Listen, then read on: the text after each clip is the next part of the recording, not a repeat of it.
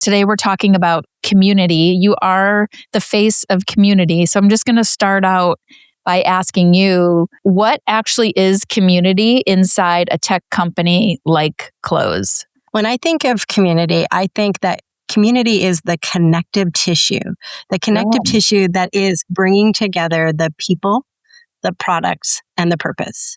Without it, you're missing that connective tissue. It's where the customers stop being users and become partners. You have your creators, your people who are building amazing technology that's here to solve problems. That's the beginning, right? That's kind of the starting point. And then you have the ideal customer, the person that you're trying to solve the problem for.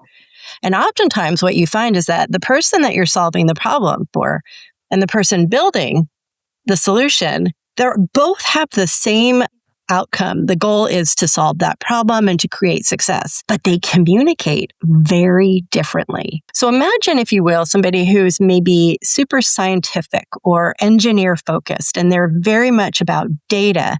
Give me large data sets to prove a theory. Let me understand the nuance behind X, Y, and Z.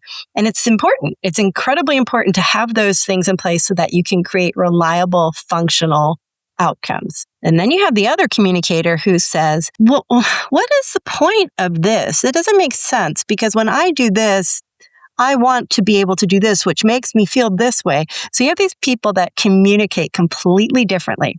I saw very quickly that companies, brands, and their consumers, they weren't communicating in a way where they could hear each other properly. And I literally created this position. It didn't exist in our industry. I created this role because I saw a need. We need to have a connective way to, fill the gap, translate what we're trying to say, and solve problems. Relationships are at the center of everything. So let's dive deeper into that, because I don't think people really understand the difference between like community versus customer support versus customer success, and how that all fits into the sort of framework of an organization and how it supports the goals. Support fixes issues. Success drives your success team, customer success, they drive outcomes. Community is creating that belonging and that shared momentum,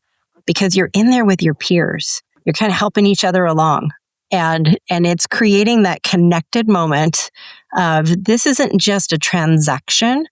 I'm invested in this. And if you have a strong community, you feel connected and invested in as a customer. AI has kind of taken over our world in the last 2 years, 3 years. They're, using as few humans as possible. Where does community fit in that business model or in that environment? I think that AI is a great partner in community. It's not going to be able to create the feelings and the relationship, but I'll tell you what, in some ways, it can make us do a better job. People don't like to wait.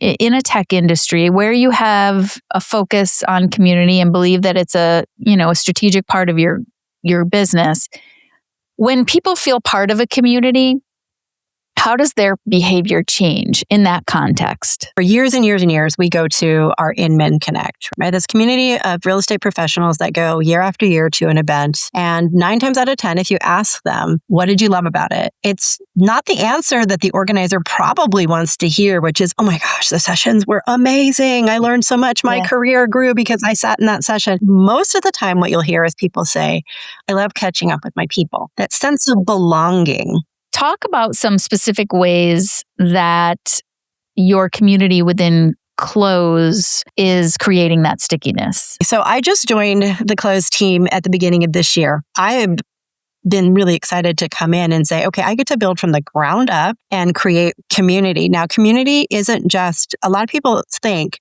oh, community just means you're going to have a group, like a Facebook group. If it's not a Facebook group or just a Facebook group, what else is it? There's so much more. So if you think about community is not just a place that you gather. It's how you get the right groups of people connected how you get the right groups of people connecting with one another, how you identify what matters to these groups of people and how you support it. So it's an advocacy piece, it's advisory piece, it's peer-to-peer learning, it's event focus, it's social listening, it's social engagement, it's having the groups, having the monitoring. There's so many different levels, layers, and the reporting. What does building community look like for a real estate agent? Like, how would they even, what would be the first thing that an agent would do to try to build community in their business? So whether it is that you are hosting events, like a lot of you do, you host an event, whether it's, once a year for my sphere of influence or my clients or my referral base or all in one, or maybe it's just for people that filled out a form and they came to your buyer seminar, or how to be a seller, or how to age out and not end up in a retirement home, whatever the case may be, you're building community. What you do with that group of individuals, if they only sit in your CRM or on your spreadsheet or in your phone, and you're not doing something more to create a real community experience for your people, you're missing out. But I can tell you right now, if you don't do it, it will feel like a snap of a finger when you become irrelevant. I think that if you're a real estate professional listening, I think the moral of the story that I'm taking away is community lives in all parts of your business. And so it doesn't need to be one event or, one Facebook group. It really is your online community and your offline community. And I think the important thing is that you're nurturing the relationships wherever you might be, online or offline. If you want your community to be the best possible community it can be, no matter how much money you have to pour into it, no matter how much time you have to commit to it, the secret ingredient, I'll tell you what my secret ingredient is to every community I've ever built. Have personality. I call it your weird. Like, your weird is your wealth. And make space for your community members to have their personality as well.